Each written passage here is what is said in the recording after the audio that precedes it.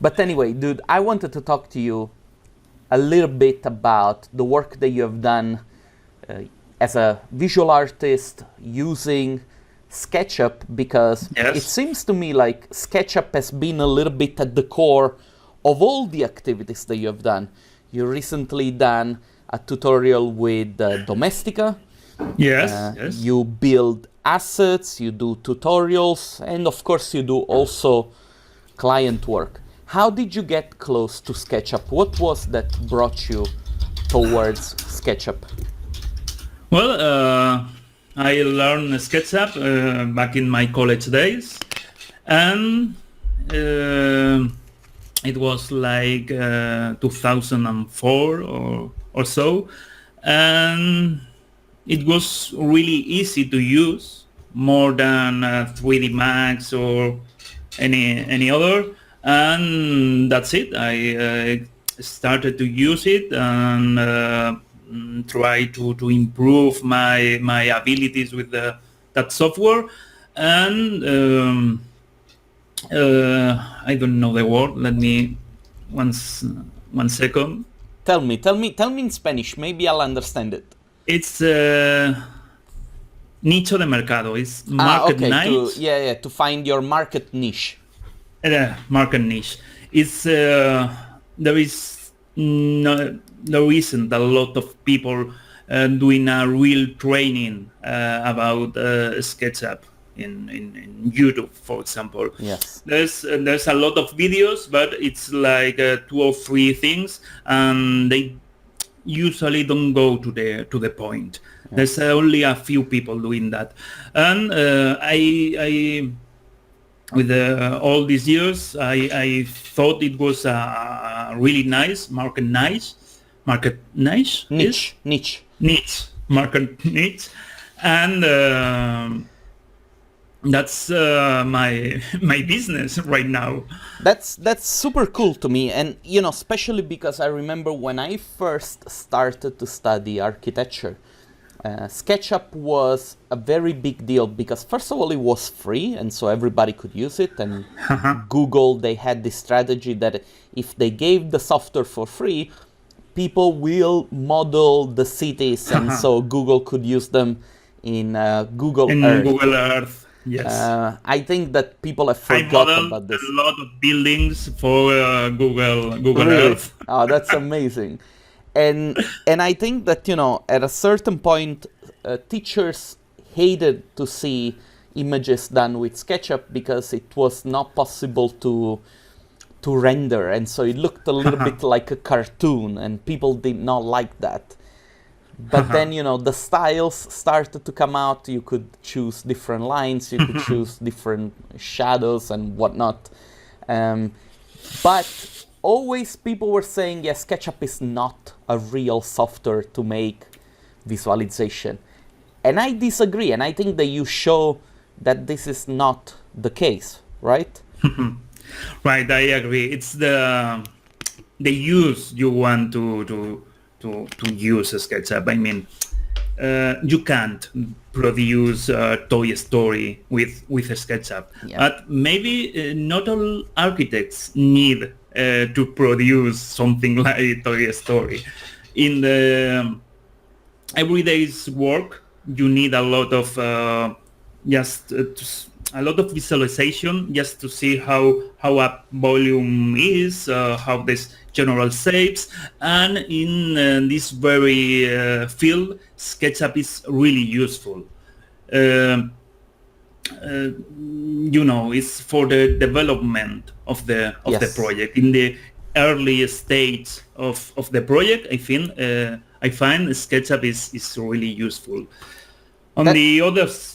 Tell me, please. No, that's a very good point that you did, and actually I wanted to ask you about this. Do you get involved with your clients at an early stage of the project? Sometimes, not always.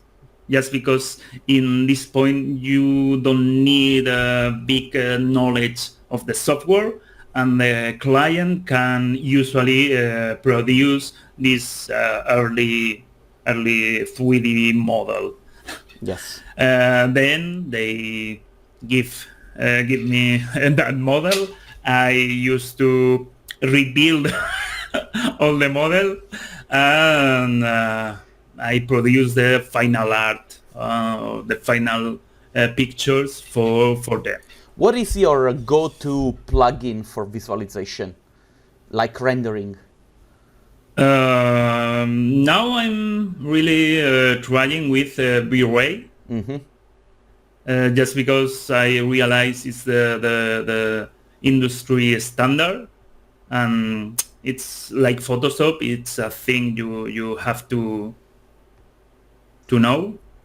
One thing that I've seen is that a lot of people try different software when they do visualization, and then at the end of the day they always converge towards the industry standards when they really have to do good work. And this is because, you see, it's like the conversation that people have about Blender. Everybody says, yeah, you should try Blender, you should try Blender, you should try Blender.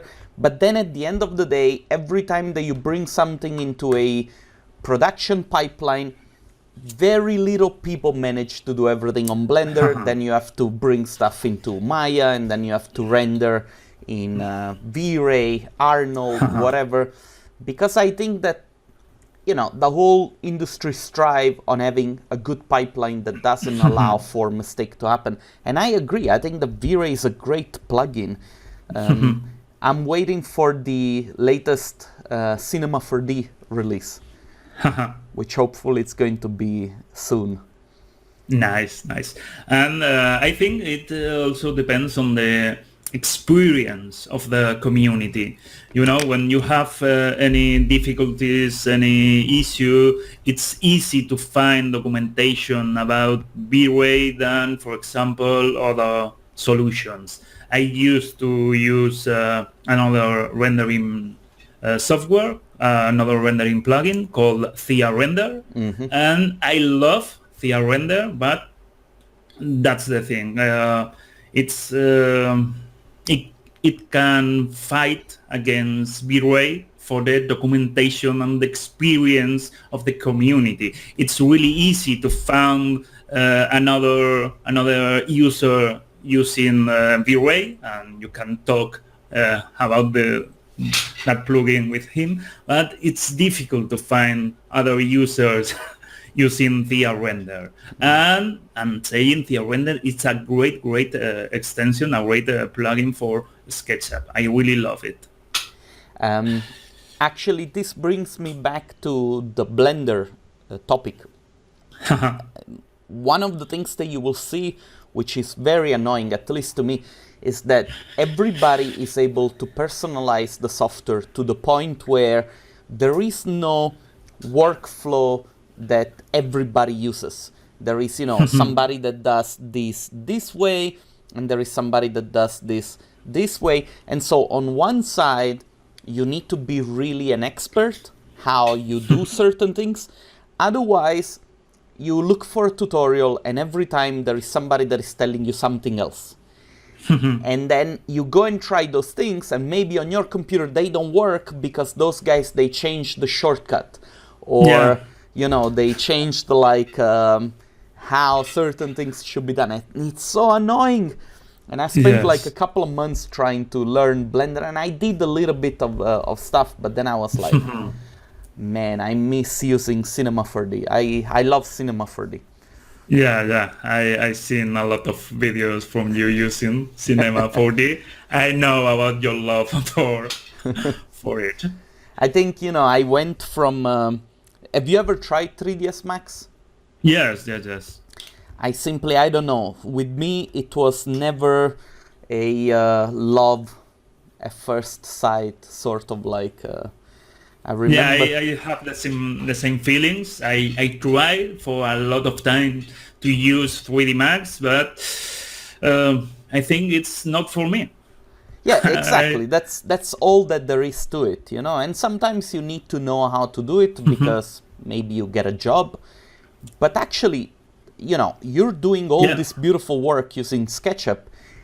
You are not bound to use only one software. You should use the software that you feel more comfortable with, right? That's it. I agree. It's like an ecosystem of softwares. I use SketchUp, I use Blender, I use Substance Painter, V-Ray, that kind of things. You need that ecosystem to have the right choice for the right for every problem. And tell me, when you spend also a little bit of time doing personal projects, right? Yeah, just because the NDA agreements with a lot of clients, I realized I was working every day for a lot of clients, but I can't show any of those projects. So I decided to start doing personal works just to show my work and say to the world, hey, I can do things. Yeah, I know. I know the feeling very well. What are the things that you like to do when it's about your personal projects? I really enjoy to model tiny things or industrial Design. Industrial objects, industrial design. I don't know. It's a nice topic just because it's like modeling a hero asset with a lot of detail, and usually in big projects I don't have time to produce that kind of objects. Yes. So just to compensate one with another, I really enjoy doing that things. Yes, and also I think that there is something, I want to say magic, about making small things and then do a beautiful rendering, because it's like photography. Yeah. But it's like photography from nothing, and so it's really magic because it's like things. And I don't know, there is some beauty in every object. Oh, just yeah, because there's a creator, a designer behind every object, and it's that kind of thing, that kind of modeling. It's a way to understand how this object works and to love it. I totally agree, and actually, I look at you in the screen at the moment, and I see behind you, the shelf and everything.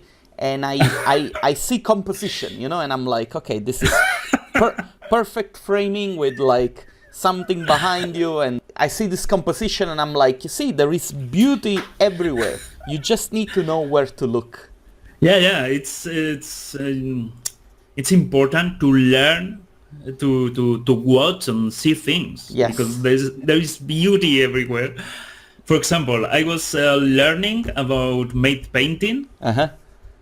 And I learned about the layers of deep. Yeah. And when I learned about this, when I was driving with my car, I was watching the mountains at the end of the road and the clouds, and I was, it's a thing I was trying to see every day.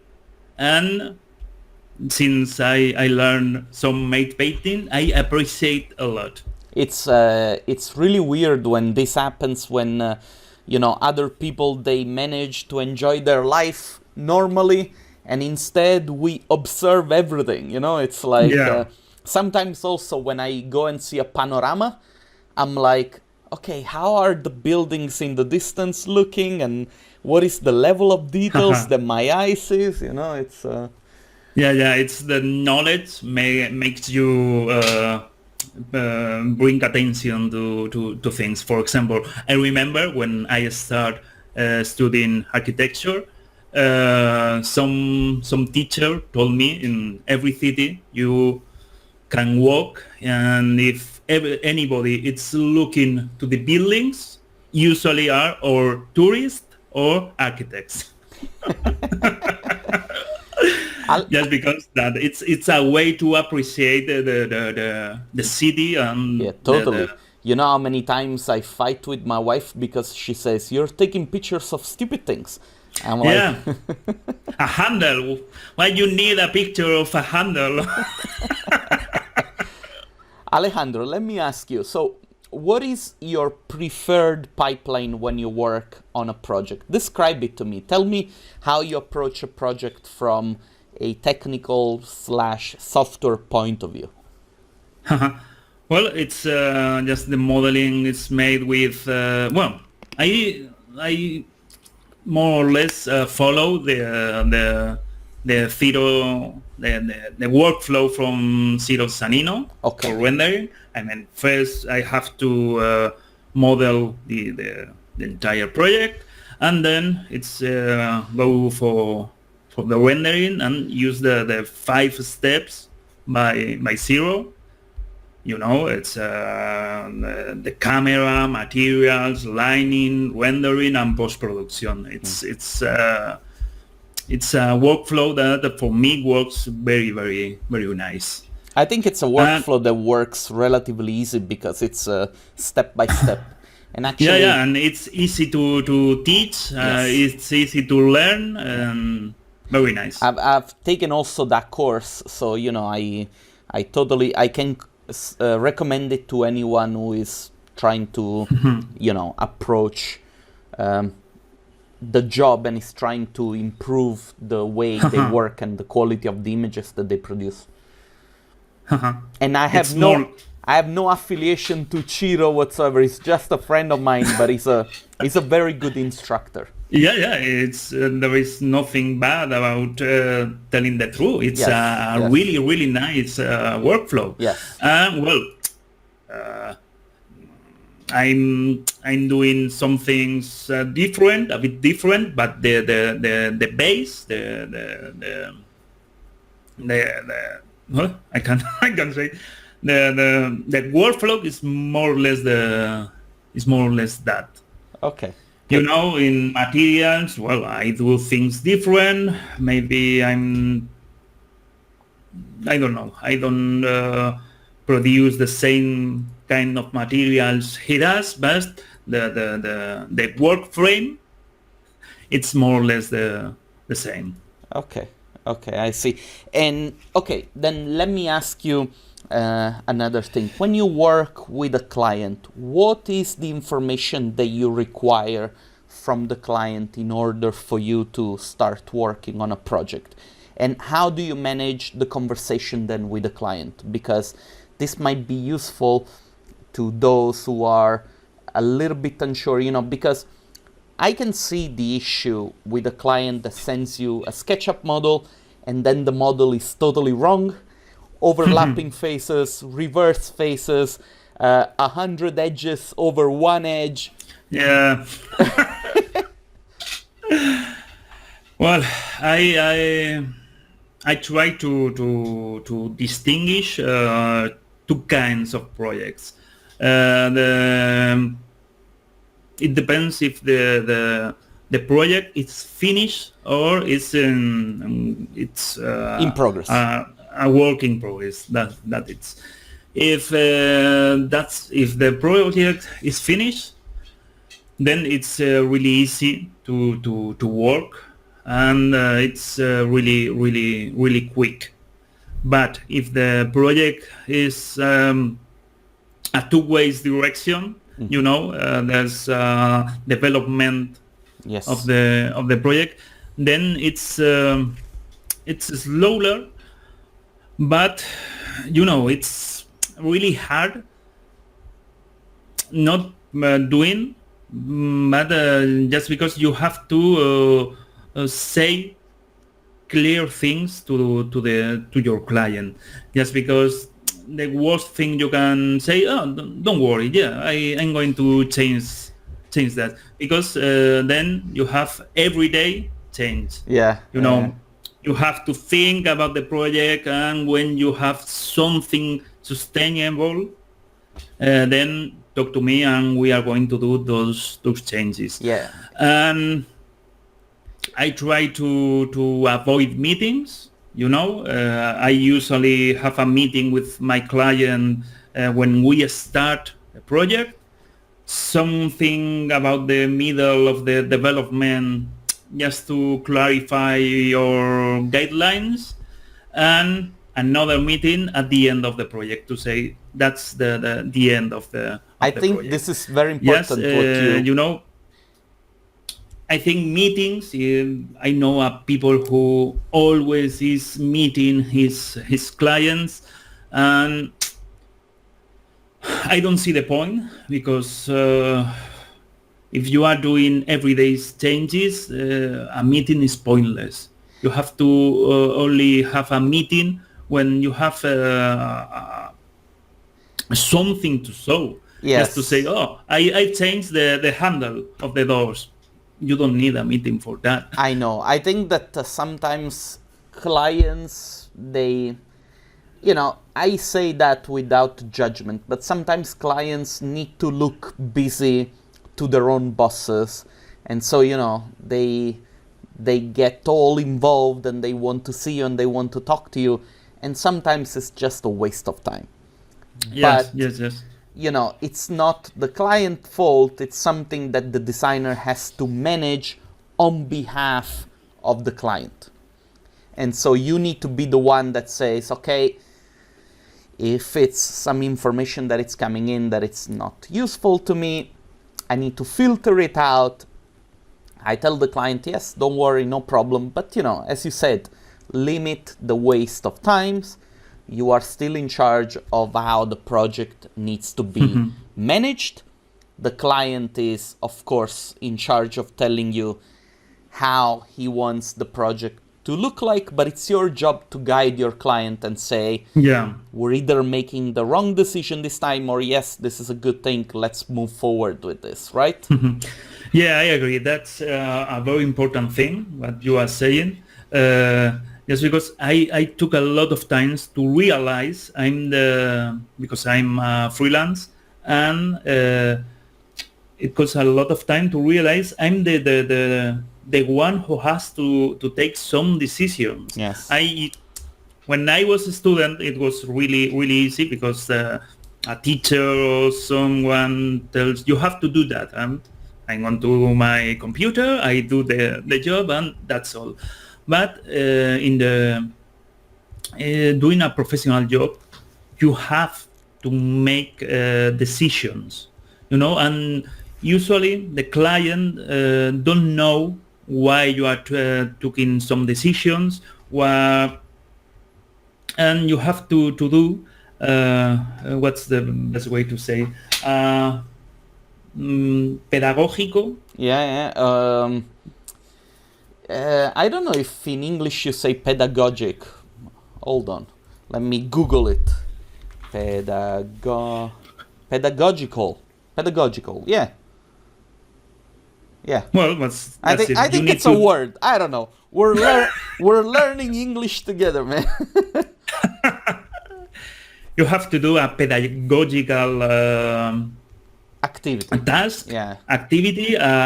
You have to explain to the client, and I think a lot of people do not like to do that. You know, to explain why are you having some decisions. They rather prefer to say, trust me, I know what I'm doing, and I think that's a mistake. Yes, because the client has to know not all decisions, but some decisions are very important to convey to the client, and it's important the client understands why they can't say they can command everything. Yes. You know, you have to do that. No, that's not the best way, and I'm going to tell you why. And then it's really important, just because I also believe it's the recurrent customer is the most important customer. Yeah, of course. I have some one-hit wonder clients, you know, but the recurrent customers is the they are who maintain my business. Yes, they are the core, the economical core of your that's the business. word. I was thinking about that word all the time, and it doesn't come. And they are the core of my business, and it's really important to have a good relation with that kind of clients. Absolutely. This is also, I hope that people during these times of down, they realize how important it is to have a good relationship with the client, because at the moment the jobs stopped, right? Not because there is no money, but because of the pandemic. And so the only things that can move forward are things that clients are carefully deciding. And in order to make careful decisions, people can only work with those that they trust. And so if you don't have a relationship with the client trusts you, it's difficult for you to stay in business. And that's why I think that this is a great time to leave aside a little bit the work for now. Like, I'm not saying that you should stop, but try to spend a couple of hours a day figuring out, hey, are there people that I haven't talked in a very long time that I could start having a good relationship with again? And it needs to be something that you don't do out of personal interest. It needs to be something where you say, you know what? For all this time, I gave priority to, working and making money. Let's just for a second put that on hold. Let's just have a normal conversation with somebody. Let's just talk. Let's make friends. Like when I called you, I said, you know what? Before we start the interview, let's spend a little bit of time. Let's chat. Yeah. Let's see, who you are, because we never met. It's a good chance, I tell you this, and probably I'm a very bad person for saying this, but, we're doing the video, and of course this goes on my channel, but I'm also doing this because I want to build a relationship with you. You never know what comes out. Yeah, it's an excuse to talk with people. You understand? And so I think that, this is a great time for people to say, you know what? I'm going to try and improve the relationship that I have with the people that surround me. It's as simple as that. Yeah, I agree. Every Christmas I used I write to a lot of clients, not just for wishing a happy Christmas, just because to get in touch. Yeah. It's a personal letter, for a personal email for some of them. Maybe there's some time since the last time we talked, and it's a way to get in touch in those days. And usually it really works. Yeah. They remember you, and yes. And an important percentage of those clients return with me after Christmas. And you do it mainly because you really care about them, right? Yeah. It's not for getting more work. Exactly. That's a point that I think we need to stress all the time, because a lot of people, they just say, okay, what do I have to do? Tell me, give me a tutorial. And I'm like, if for you all you care is for me to give you a tutorial, then you're losing already before starting, because it shows the level of care that you have for your job, for the work that you do, because for you it's just a set of instructions, and I don't like that. People should be able to use their own head. They should be able to use their own heart, Yes. like be generous, be grateful. These are feelings that in the field of business nobody talks about. It's like Yes. One of the questions I hate most when I teaching or something like that, it's when some people ask, why I need that? you don't need it, get out of my class. Yeah. It's like learn these things because I took my time producing this course or this training, and I have more experience than you, and I think it's very important you to learn that. And when there's some people who can't join the dots, who that's the expression is join the dots. Okay.